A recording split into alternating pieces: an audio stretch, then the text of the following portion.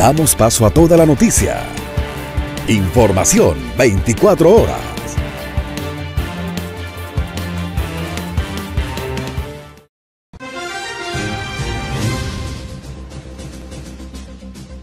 Donald Trump cometió una inconfundible ofensa de proporciones históricas. Los fiscales del impeachment revelan sus argumentos.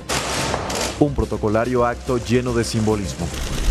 En manos de importantes figuras demócratas, los cargos de impeachment contra el presidente Donald Trump salieron de la Cámara de Representantes, recorrieron el Capitolio y fueron entregados oficialmente al Senado.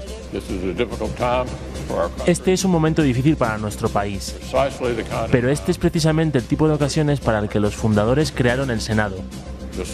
Estoy seguro de que esta Cámara puede superar el corto plazo y la fiebre fraccional y servir al mejor interés a largo plazo de nuestra nación. Los representantes demócratas que serán fiscales en el proceso de juicio político contra Donald Trump presentaron su informe formal ante el Senado, en el cual dejaron claro por qué consideran que el expresidente sí cometió acciones que ameritan el impeachment y en el que piden que un posible castigo le prohíba postularse de nuevo a un cargo público. En fragmentos del informe, el grupo de congresistas que actuarán como procuradores, liderado por James Raskin, argumenta que Donald Trump es personalmente responsable del asalto al Capitolio sucedido el pasado 6 de enero, porque aseguran que él incitó al ataque como parte de sus esfuerzos para revertir el resultado de la votación popular y del colegio electoral. La responsabilidad que tiene Trump en cuanto a los eventos del 6 de enero es inconfundible. Escriben hablando de que el exmandatario abusó de su puesto y con ello amenazó y agredió al orden democrático, en un acto que representa una ofensa enjuiciable de proporciones históricas. Minutos atrás, los mismos documentos fueron aprobados y firmados por la presidenta de la Cámara Baja, Nancy Pelosi, en un curioso proceso en el que utilizó diversos bolígrafos que posteriormente fueron repartidos entre los 7 legisladores demócratas designados para actuar como fiscales en el juicio político, y entre quienes se destacan el presidente del Comité de Inteligencia, Adam Schiff, y el jefe del Comité Judicial, Jerry Nadler.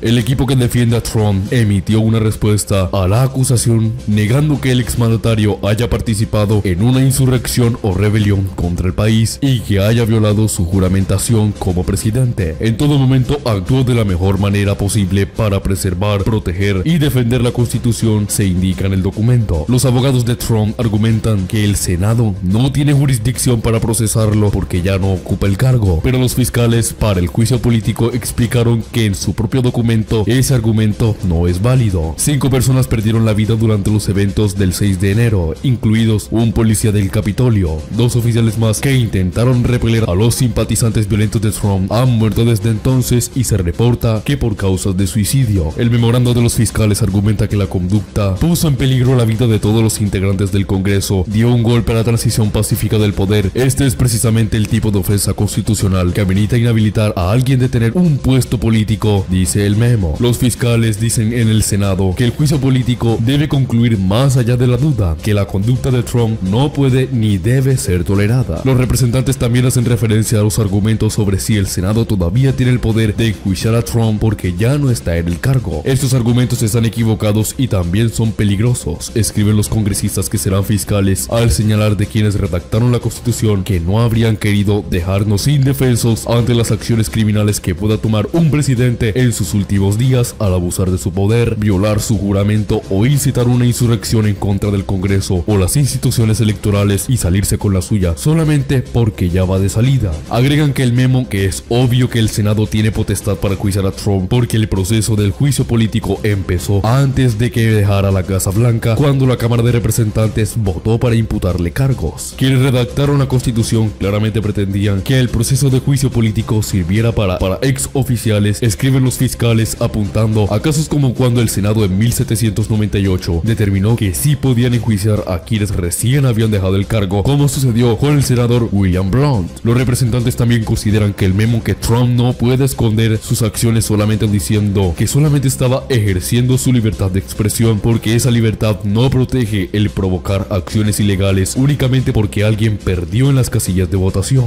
Las declaraciones de Trump en el mitin del 6 de enero previo al asalto al Capitolio hicieron de este este evento una situación llena de polvorín a nada de explotar, porque además era completamente previsible que los simpatizantes del expresidente estaban listos y ansiosos de cometer violencia si él tan solo prendía la mecha. El informe fue hecho público después de que uno de los nuevos abogados de Trump, David Schoen, sugiriera durante una aparición que el grupo de defensa será para hablar de la primera enmienda. Schoen afirmó que los abogados que trabajan con Trump consideran que no hay bases constitucionales para enjuiciar a un expresidente y que hacerlo es un camino peligroso para el futuro de la primera enmienda. El abogado insinuó que Trump solamente habló de manera apasionada en el mitin donde invitó a sus seguidores a nunca rendirse y dijo que se debía poner fin al robo porque no lo vamos a permitir. Si se empieza a decir que provocar una agresión con fines de insurrección en contra de una sesión conjunta del Congreso después de perder una elección no es una ofensa que debe resultar en un juicio político, es difícil pensar que sí debe serlo,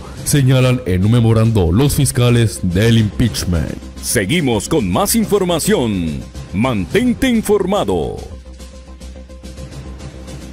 En otras noticias, la administración de Joe Biden le pide a la Corte Suprema que rechace los casos sobre el muro fronterizo y el programa Quédate en México. El Departamento de Justicia solicitó a la Corte Suprema de Justicia que cancele la revisión de dos polémicas políticas de la administración de Trump que han sido impugnadas en los tribunales ahora que el presidente Joe Biden ha tomado medidas para disolverlas. La Procuradora General interina Elizabeth Prelogar pidió al máximo tribunal que elimine del calendario y suspenda procedimientos adicionales relacionados a la defensa legal de la construcción del muro en la frontera suroeste y del programa para solicitantes de asilo Quédate en México. El caso del muro fronterizo debatiría el 22 de febrero y el caso Quédate en México obligaba a los migrantes en busca de asilo a esperar por sus audiencias en el lado mexicano, donde la frontera será escuchado una semana después del 1 de marzo. Detener el proyecto del muro fue uno de los primeros pasos que tomó Biden al asumir el cargo. Será política de mi administración que no se desvíen más dólares de los contribuyentes estadounidenses para construir un muro fronterizo, dijo en una proclamada firma el 20 de enero. Otro de los cambios que implementó la administración entrante fue solicitar al Departamento de Seguridad Nacional que suspendiera la política de enviar a los solicitantes de asilo de Honduras, El Salvador y Guatemala de regreso a la frontera norte de México, en lugar de permitirles esperar en Estados Unidos a que escuchen sus casos. Desde finales de enero del 2019 hasta que el programa se detuvo debido a la pandemia del COVID-19, más de 68.700 personas fueron trasladadas de regreso a México en virtud de lo que el gobierno llamó los protocolos de protección al migrante. Es probable que el máximo tribunal acceda a desechar los casos ahora que la administración Biden se ha negado a defender estas dos facetas de la política migratoria de Trump que estaban siendo impugnadas en las cortes. Una corte federal de apelaciones dictaminó en junio pasado que el gobierno desvió indebidamente $2.500 millones del programa antidrogas del Pentágono para construir más de 100 millas del muro fronterizo. La corte dijo que solo el Congreso podría aprobar tal transferencia. Y en Venezuela, la ONU ha enviado representantes al país caribeño para advertir a Nicolás Maduro. Su futuro es que será detenido. La relatora sobre los derechos humanos de la ONU comenzó una visita en Venezuela. Estará en el país caribeño durante unas 2 semanas y tendrá reuniones, por supuesto, con los altos funcionarios del régimen, con representantes de la oposición y también con organizaciones internacionales y de la sociedad civil. ¿Cuál es el objetivo de esto? Lo que han dicho algunas fuentes que han señalado es que esta visita es el preámbulo de una detención de Nicolás Maduro. Recordemos que las Naciones Unidas envió una experta para analizar las acusaciones y todo esto tiene que ver con el informe de la ONU y la Corte Penal Internacional. Maduro sabe que el distraer la opinión pública diciendo otras sandeces como la acusación del acuerdo o las gotas milagrosas para evadir su captura, pero es un hecho. Nicolás Maduro va a tener que ser juzgado por la Corte Penal Internacional y estamos viendo aquí un primer paso porque la Corte Penal Internacional es un organismo que trabaja junto con la ONU y todo esto está pasando luego de que se viene evidencia creíble de que Maduro y muchos altos funcionarios cometieron crímenes de lesa humanidad. Washington lidera la presión internacional para lograr la salida de Maduro y no solo con sanciones, también utilizando a la ONU a aquello del informe de los derechos humanos cometidos por el régimen de Maduro y algo que ya se ha mencionado en varias actuaciones por la nueva administración de Biden y sus secretarios de Estado esto es que recordemos que Anthony Blinken ha dicho que la migración de Biden va a perseguir a todos aquellos que han cometido irregularidades en los derechos humanos. Esto está muy claro y sabemos que es una especie de estrategia. Existen muchos, ya sea por los cargos de la DEA, por lo que está haciendo en Guyana, ya sea por albergar grupos no deseados en la región, ya sea por el peligro que existe por lo de Irán. Simplemente Estados Unidos está escogiendo cuál puede ser la mejor forma de intervenir al tirano dictador Nicolás Maduro. Si el video te gustó, regálame un me gusta y suscríbete. Comparte esta información con tus amigos y familiares para que estén al tanto de lo que pasa en el mundo.